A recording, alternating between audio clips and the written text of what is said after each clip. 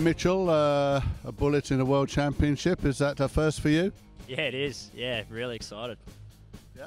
And tell me, where were you around the first mark and what were your tactics on the first windward leg? I mean, just explain a little bit about the race.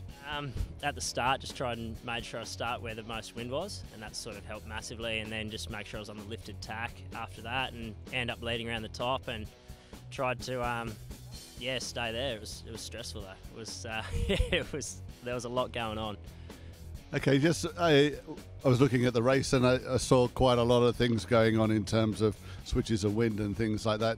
You said it was a bit stressful. What was going through your mind, and how did you deal with all that going down the downwinds and that? Just take us through the first downwind and the second downwind. The downwinds was almost a lottery.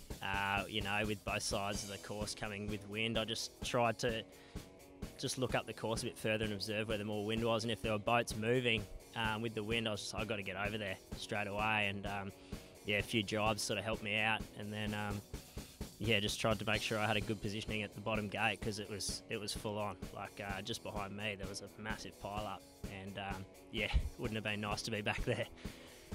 Okay, so would it be true to say you probably spent more time looking backwards than forwards on the downwinds? Yeah, 100%. Yeah, definitely. It was, I think I had a bit of swivel neck going on, always turning backwards and seeing what was going on. So, it was, it wasn't all over, that was for sure.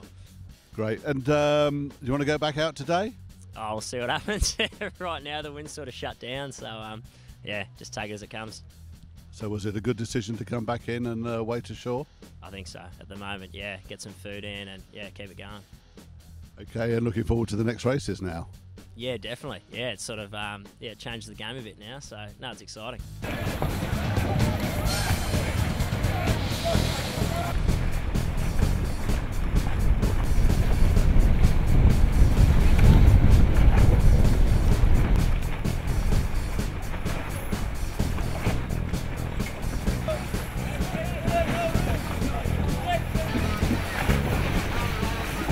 Tom, we're back in shore after the first race today, the first race of the Gold Fleet. How was it out there?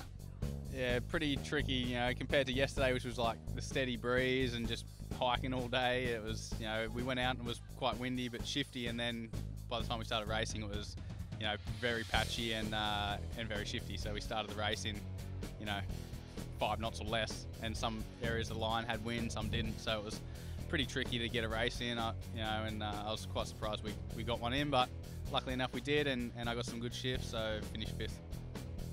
Where were you around the first mark? Didn't see you up there, and I know one of your colleagues was.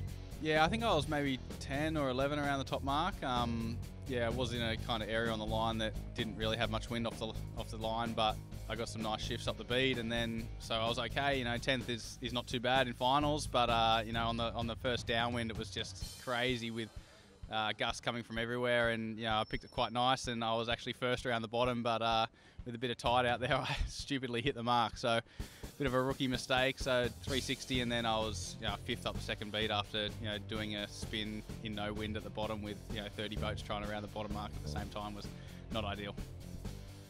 Was there any time you were worried about what was going on behind you?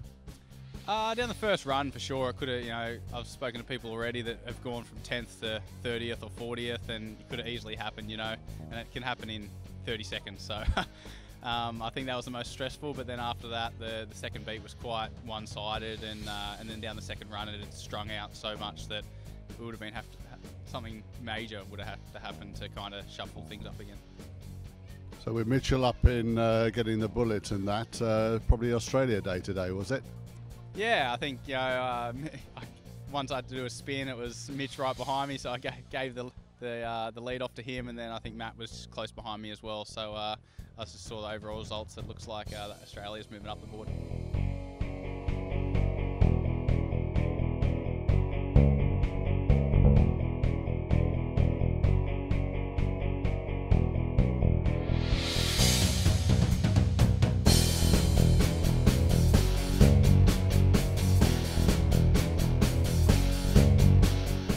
Evo, 7. plov potvrdio je da još uvijek ništa nije riješeno, odnosno da se može puno toga promijeniti u ukupnom poretku.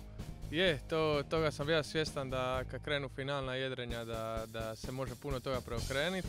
Eto, prvu regatu sam ušao drugi, to s tim mogu biti prezadovoljan i samo moram zadržati koncentraciju dalje jer je sve još otvoreno i nadam se najboljem jedrenju. Jel? Vi ste zauzeli drugo mjesto, Tonči je ispod 10, ali Contides je jako pao u poretku. Pa je, dosta je tu favorita danas kiksalo, ali to je draž te zlatne skupine, jel?